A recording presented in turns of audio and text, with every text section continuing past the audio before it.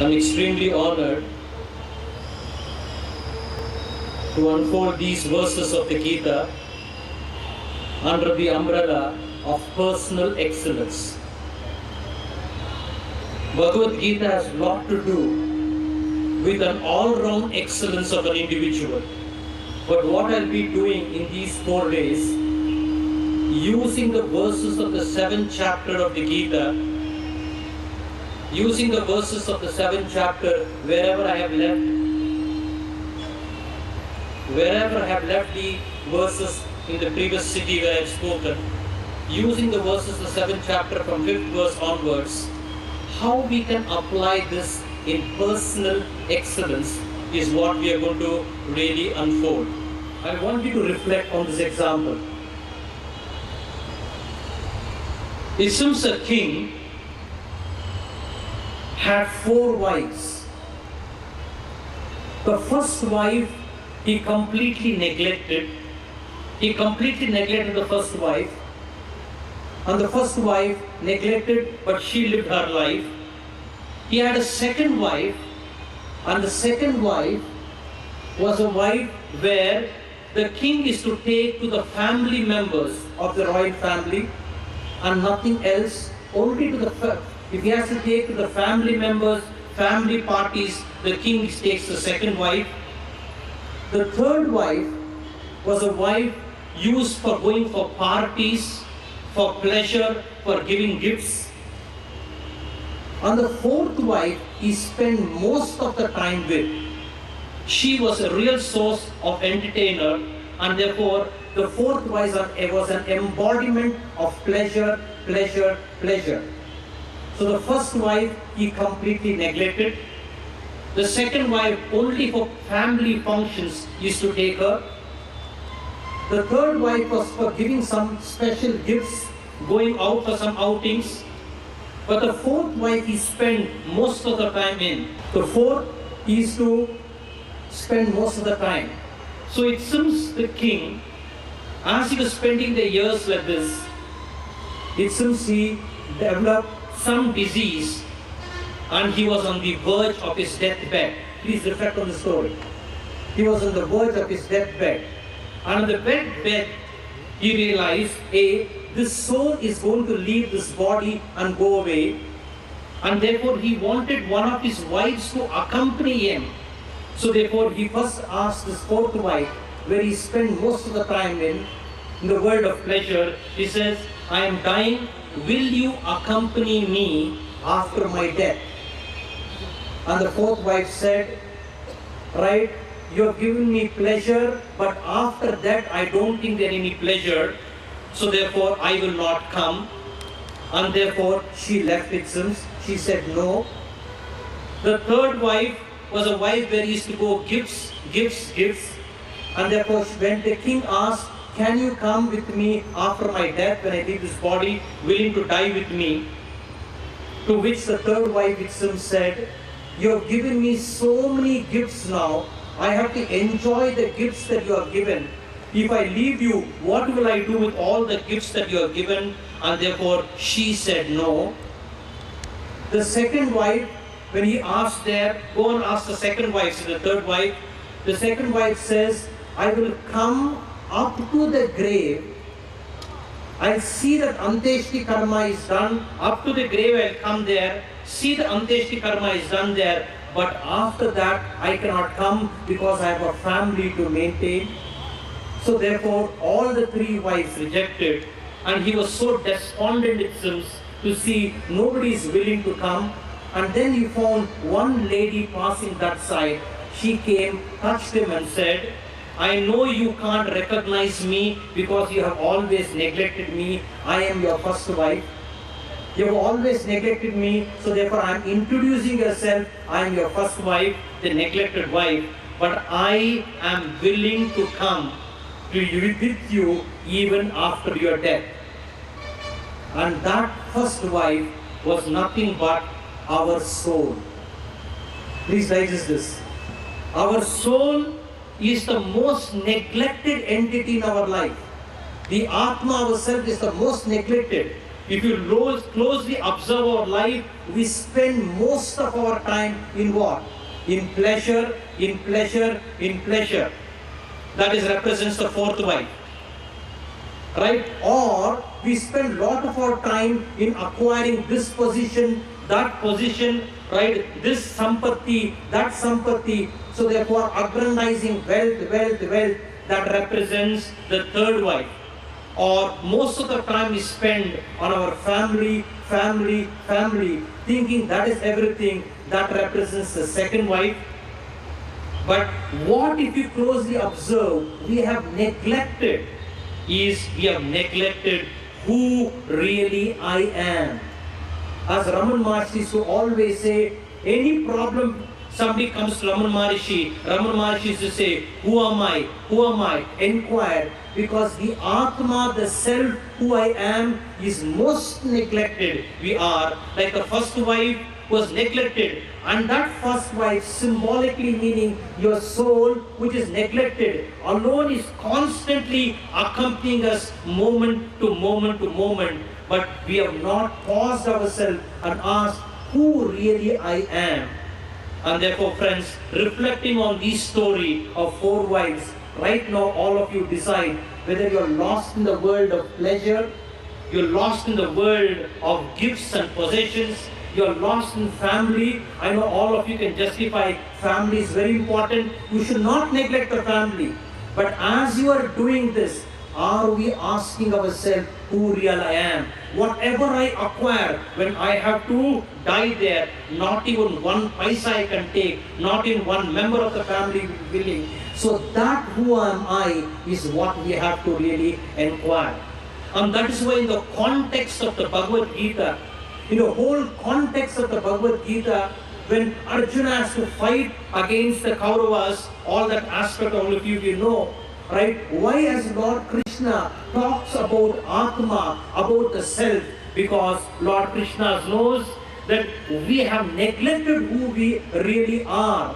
We have only taken ourselves in the world of pleasures, in the world of possessions, in the world of family. And as the great Saint Adi Shankaracharya says, when this breath goes away, pasyam bharyam vipyati kaye, your wife is not going to sleep one night with you there when prana goes away. So therefore, in the course of your world of pleasure, in the course of your world of your possessions, in the course of the world of living with your family, but always ask who really I am. And therefore, that self is the self which is going to accompany you after this body dies, accompany you wherever it is. This is called as Atma. And therefore, Nachet Avedit Mahato Vinashtihi. The Veda says, Nachet Avedit. If you don't realize this, Mahato Vinashtihi. Grace is your loss there. And therefore, in the context of war, Lord Krishna teaches Arjuna as how to face the problems of your life. He also says, who is that person who is facing the problem of life? You have taken that person for granted. Look into that person. Looking into that person is the most important aspect for your personal excellence. Friends, don't hear me wrongly. I'm not telling don't be in the world of your pleasures. I'm not telling don't be in the world of your possessions. Not in the world of your family. In and through, don't neglect who really I am. And this neglect, I will give you another example to convey how it happens. It seems a shishya, a student, goes to the guru, right, and says, oh Guru, please, can I know what is truth? I want to see God, I want Satyam, I want to know what truth is. Can you make me realize where God is? I want to face truth. To which it seems the Guru, see, through simple examples, I'm summarizing what I have said in the previous cities, in the previous slokas. So therefore, through these examples, I'm summarizing, as it were, all the 6 chapters of the Gita in different cities that I have unfolded.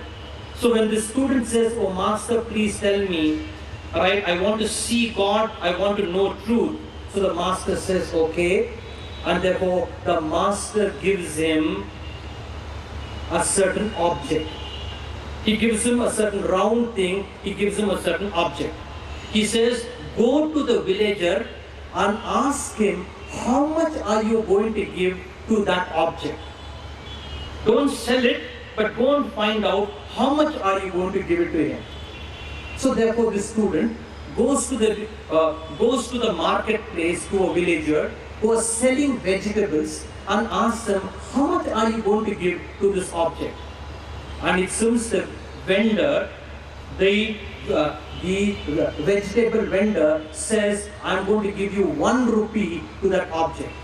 So therefore, then he comes back to his guru and says, this person is willing to give 1 rupee for the object you said me. Now, then the guru says, please go and ask the copper man, how much is he going to give to this object I gave you? So this man goes to a copper metallist and says, how much are you going to give for this coin, this round object which the guru has given? This man says, looking at it, I'll give you 1,000 rupees. Now the student gets excited. Where is 1 rupee? A vegetable vendor has said 1,000 rupees. He feels very happy. Comes to the guru. Now tries to change the guru now. Says, Guru, I studied economics. Now 1 rupee to 1,000 rupees is very much. I think we should sell that object. Now the guru says, don't. Now go to the silversmith and find out how much this is. So therefore, this again the student goes. He wonders, I have come for Guru Upadesha. I have come to know what is truth and God. What is his master sending me here and there? But anyway, he goes to the silversmith and asks the silversmith, how much are you going to give? That person says, I'll give you 5 lakhs for this. And this man said, 5 lakhs, comes to the Guru and says, this is a very good deal. You have to close this deal. He comes and says, the master says, no. Now go to a goldsmith and ask him how much it is. This man goes to the goldsmith and the goldsmith said, I think I'll give you 1 crore if you give me this. He comes back to the Guru and says, where is 1 rupee to 1 lakh to 1 crore? You must close the deal. The master says, stop.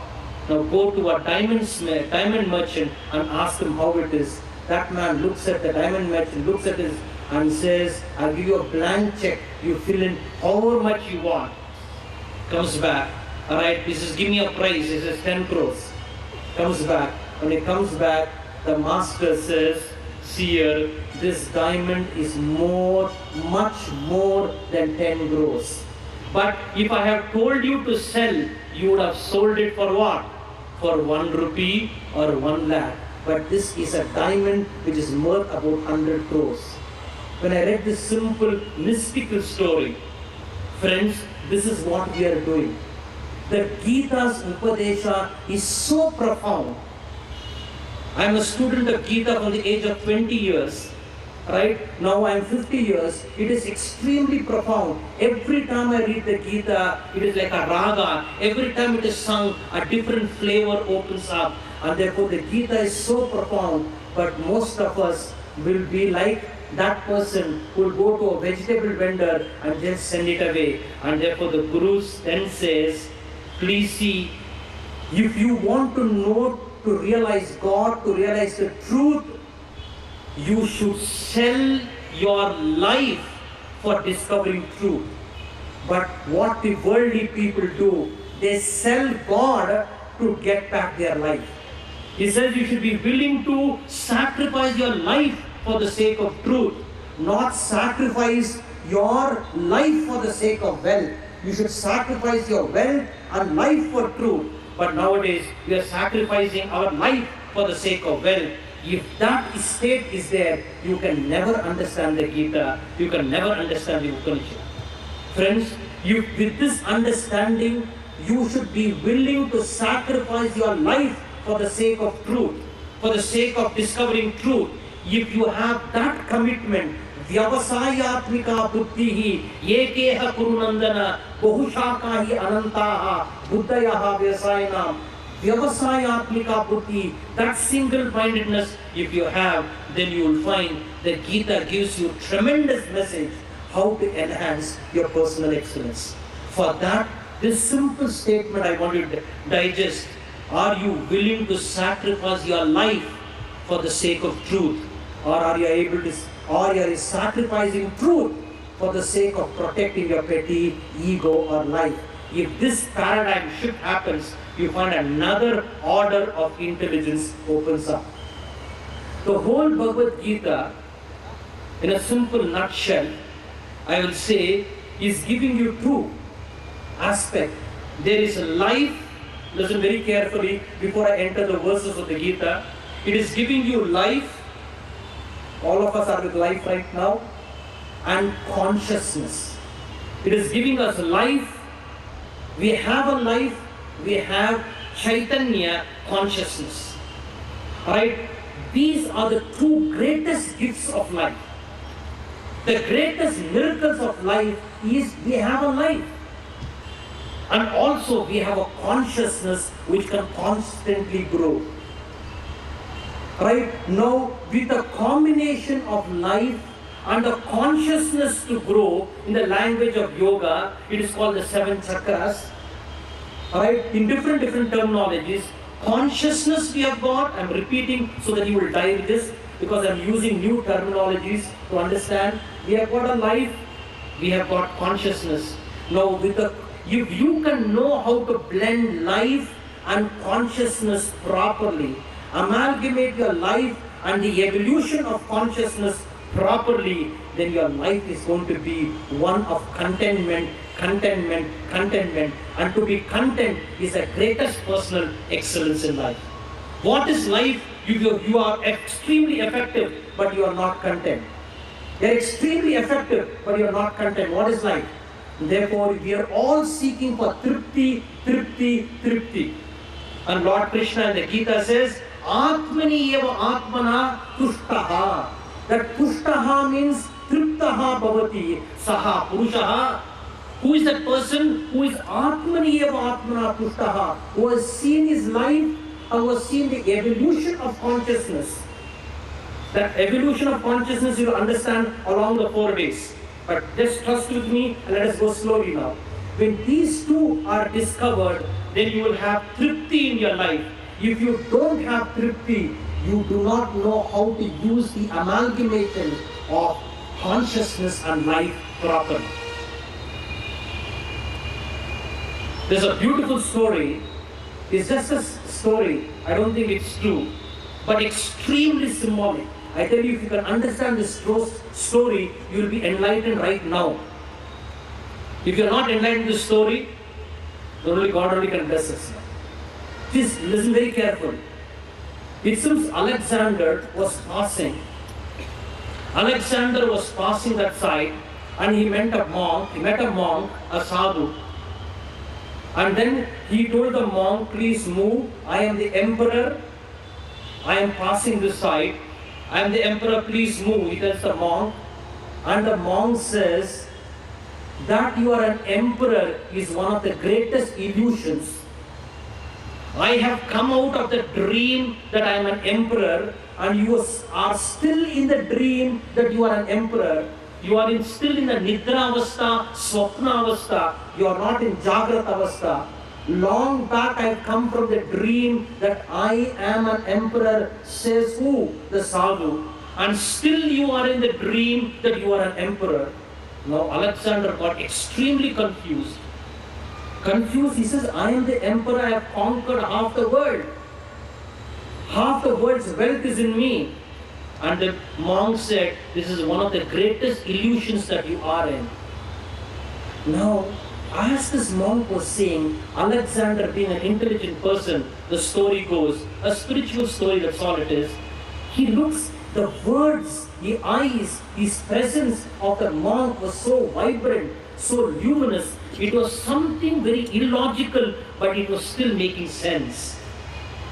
What do you mean? It seems Alexander bowed down to the monk when when I am saying I am the emperor, I have conquered half the world, and you are calling me I am in dream. To which this monk says, just imagine you are in a desert. Listen very carefully. Imagine, says this monk to Alexander, that you are in a desert. You are lost, you are alone. Then you meet a person and you are extremely thirsty. So thirsty that you're going to fall down. and the person whom you meet has a glass of water, with him, how much part of your wealth you will be willing to give away to get a glass of water, because you have no strength to fight with that person. You are so tired and you are really on the verge of death of thirst. What are you going to do? It seems he asked. And when the monk asked, it seems Alexander paused and says, I will give half my kingdom to get a glass of water. And the monk says, assume that man says, I am not willing to give the glass of water, and you have no strength to fight him, and you are extremely thirsty. What will you do? He said, I'll give my whole kingdom to get a glass of water. Alexander said, give my whole kingdom. And then this monk says, that means all the wealth that you have conquered, half the world is equal to a glass of water. Half the world you have conquered, all that is equal to a glass of water, because when you are really thirsty on the verge of death, you are willing to give your whole kingdom for a glass of water. So therefore, let us view it. Your whole kingdom is worth a glass of water. If your kingdom cannot quench your thirst in the desert, it cannot quench your thirst, how can it quench your heart? How can it quench your soul? How can it quench your heart and soul? And therefore, if you feel you are an emperor and feel you are proud and arrogant, you are an emperor, it is one of the greatest illusions that you are living in. Friends, please understand this. Right? Wealth, Gita says, up to a point has its utility. But to all your wealth cannot quench given a context of a desert that you are, in the sense you have to discover something beyond wealth for you to be content, for you to be happy, and your personal excellence will emerge in that space. And for that to happen, you need to use your life which God has given you, need to use your consciousness and the evolution of consciousness within you, and the combination of life and your consciousness, if you can combine it properly, which the Gita is saying, through karma yoga, through bhakti yoga, through jnana yoga, through dhyana yoga, when you bring about in that combination, in that amalgamation, you find a great excellence will emerge out of you. In these 4 days we will see. And it is this, but what we do, we take for granted we have life. We have take for granted we have a consciousness which can evolve. A consciousness which has different levels of growth. We stop at body consciousness, we stop at feeling consciousness, we don't see an evolution of consciousness, and when that happens, then you miss this. And therefore, friends, please, in the context of personal excellence, life is like this. Life can be a process of, I'll use it a management terms, jargons, to understand certain concepts of spirituality. Your life can be maintenance-oriented living. Your life can be maintenance-oriented living. You just maintain yourself. Right? You are going to the office, coming back, maintain yourself.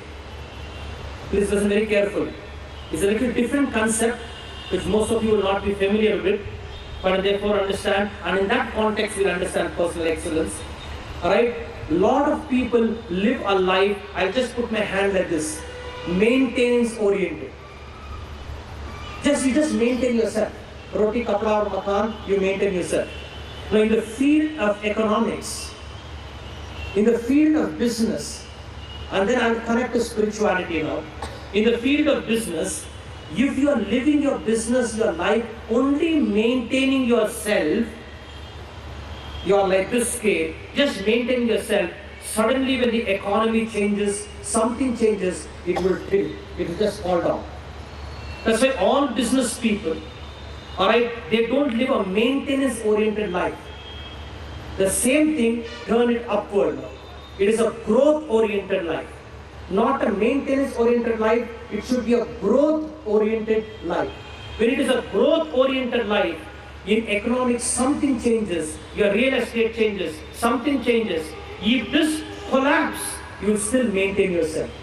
But if you are operating from maintenance oriented and some dynamics collapses, you will be in decline. So therefore, there are three types of people.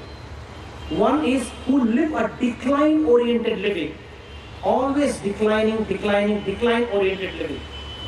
Very average thinking, below average thinking, decline oriented living, one type. Second type of people, they are maintenance oriented living, second type of people. Third type of people are growth oriented living. So in the hand, like this, or like this. Right? In the field of business, if you have studied management, you know you should never be decline oriented.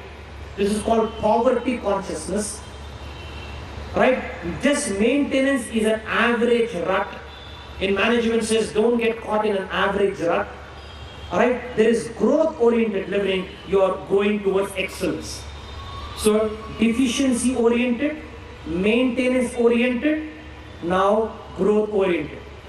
The mistake people fail is, Swamiji, we should be only maintenance oriented. In the field of management, if you say are only maintenance oriented, when parameters change, what will happen? When parameters change, real estate has changed, so many change that you think you are maintenance oriented, inflation has gone up so much, you will collapse. So therefore, a student of management is always in growth oriented. All of you understand this? So there is a decline oriented, maintenance oriented, growth oriented. Now, while you are growth oriented, that danger people in the field of management is going through right now, and that is where the need of spirituality comes. Everybody is growth oriented, but their growth oriented is greed oriented. In the name of growth oriented, it is always greed oriented. Always greed. And Mahatma Gandhi said beautifully, there is sufficiency in the world for man's need, not for man's greed. Let's listen. There is sufficiency in the world for man's need, not for man's greed. In student and management knows, right? Don't be deficiency oriented. Don't be an average rut. Always be growth oriented. But they slip into a problem. And the problem they slip into, they get into what is called as greed-oriented living. Your growth-oriented living becomes a greed-oriented living. When you become a greed-oriented living, money, and in the name of personal excellence, you think that is excellence, that is not excellence. You are selling your soul for money. You are selling your values for money. And when you sell even your soul for money, your values for money, it is like a young boy asks a mother, Mummy, can I swim in the ocean? Listen, Mummy, can I swim in the ocean? The mummy says, no, the ocean waves today is very, very rough. So therefore we can't depend on it. The ocean waves are rough, son, so don't swim today. The son says, Mummy, but daddy is already swimming in the ocean. Daddy is already swimming in the ocean, says the son to the mother. To which the mother says, it's okay if daddy is swimming in the ocean, right? He has got life insurance. He has got life insurance, it's okay if he's swimming in the oceans. His life goes, doesn't matter, life insurance is there, no? I'll get my money back. It may look ridiculous, but people's life, if you closely see, is so focused on money, like a businessman, some of the businessmen, they smile to the customer, that also they charge in the bill. They smile, that also they charge in the bill there. That much of everything becomes in the name of value for money. You go on calculating money. And therefore, please understand the biggest evil which is happening in the name of personal excellence, in the name of growth oriented, you are all greed oriented. People are becoming greed oriented. So therefore, please, what has Gita to offer to the field of management? Please understand, you don't have to be deficiency oriented living, no. That's why Lord Krishna is telling Arjuna to fight, not to be deficiency oriented. You don't have to be maintenance oriented. Yes, you can be growth oriented, but your growth oriented should be transformatory growth oriented. Your growth should be in the area of transformation, not money for money's sake. As I'm earning money, as I'm gaining my material prosperity, I am constantly for transformation, transformation, transformation. Right? If you are earning money and the principles of transformations are maintained, it does not matter if you are growth oriented. Growth oriented means your growth involves transformation. As you are earning your money, involves transformation. As you are fighting this battlefield, you are even killing. Lord Krishna talks of ahimsa. Right? And therefore we will see these 4 days. You are killing and therefore talks of ahimsa.